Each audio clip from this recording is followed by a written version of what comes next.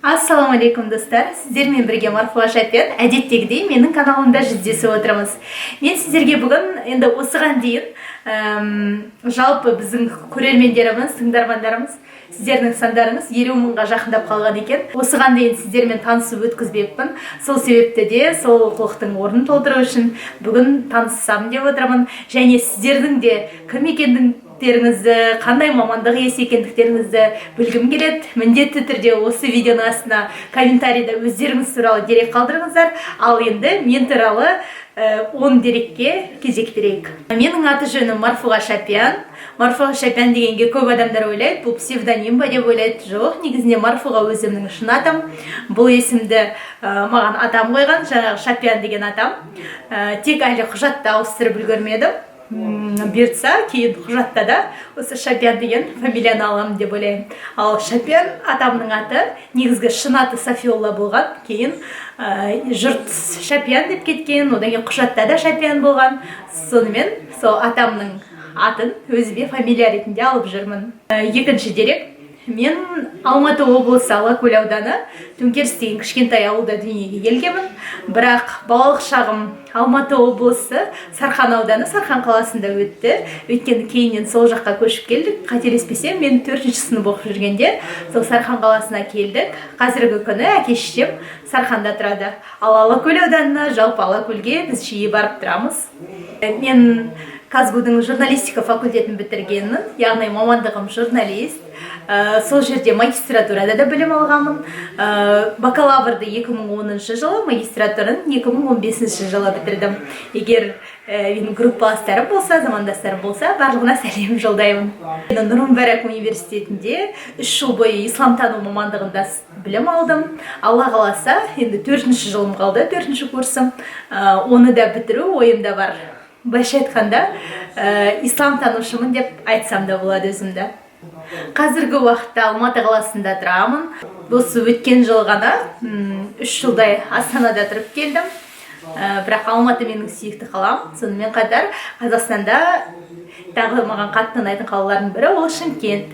Міндетті түрде осы видеоның астына өздеріңіздің сүйікті қалаларыңыз туралы жазып кетіңіздер. Жалпы исламды түсінгенім үшін, иманға келгенім үшін үнемі шүкіршілік айтамын. Өйткені осы ислам арқылы, иман арқылы менің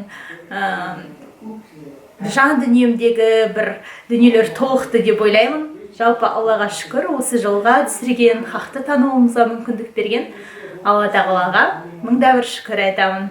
Жалпы енді өмірлік салтым, өмірлік ұстанымым ол ислам. Жетіншіден, кітап оқығанды қатты жақсы көремін. Кітапты бала кезімнен сүйіп оқимын. Тіпті бала кезімде тамақ жасап жүріп, немесе қандай да бір шаруа істеп жүріп кітап оқыған кезде үнемі ұрыс еститінмін. Қазір үйде ауылда, Сарқанда жаңағы айтқан менің үлкен кітапханам бар. Біраз кітаптарым сол жерде жинақталған, балалық шағымда оқыған кітаптарда жинақталған. Үшіншіден, саяхатты қатты жақсы көремін. Саяхат десе жаным кіреді. Өткен жылы мен үшін бір Қазақстанның қалаларын аралау жылы болды. Ал оның алдында Өзбекстан, Монголия, Европа елдері, жаңағы Германия, Австрия, Польшада болдым. Сонымен қатар Түркияның Анкарасында болдым. Жақында ғана Ресейге барып келдім. Енді сол секілді тағы да алда барсам, көрсем дейтін, армандайтын елдер өте көп. Солардың арасында Жапония бар, Иран бар, Швейцария бар. Енді ондай елдер өте көп. Сондықтан, егер менің инстаграмыма жазылып қойсаңыздар, қайда жүргенімді, қайда саяхатта жүргенімді, сол жақтан тікелей тамашалай аласыздар. Жазылып қойыңыздар, міне астында шығып тұр. Одан кейін тағы бір жақсы көретін дүнием ол тау. Мен тауды қатты жақсы көремін. Тіпті бір кездері альпинист болсам деп армандағанмын. Бірақ өкінішке қарай ондай мүмкіндік болған жоқ. Десе де Алматыда тұруымның, жалпы Алматыны жақсы көруімнің бір себебі ол таумен байланысты деп ойлаймын. Шыңдардан шығып көрген шыңым тек Букреев шыңы ғана. Одан өзге көкжайлауға жиі көтеріліп тұратынбыз. Енді Алматының медеуі, Шымбұлағы бар. Алла қаласа болашақта Эверестке шығамын деген үмітім бар. Алла сол күнге жеткізсін. Одан кейін маған тағы бір ұнайтын дүние ол видеоблог түсіру. бұны бастағаныма көп бола қойған жоқ десе де, өздеріңіздің қолдауларыңызбен осылай видеоблог түсіріп салып жүрмін. Енді негізінен бағытым өздеріңізге айқын, ол ислам, кітап және саяхат туралы видеолар түсіремін көбінесе. Және сіздерге өзім туралы айтатын соңғы бір дерек, ол мен тұрмысқа шыққаны жайлы.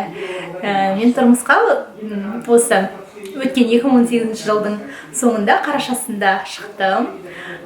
Күйеуім Айбек деген жігіт, өзі маркетолог, Жезқазғанның Ұлытауынікі.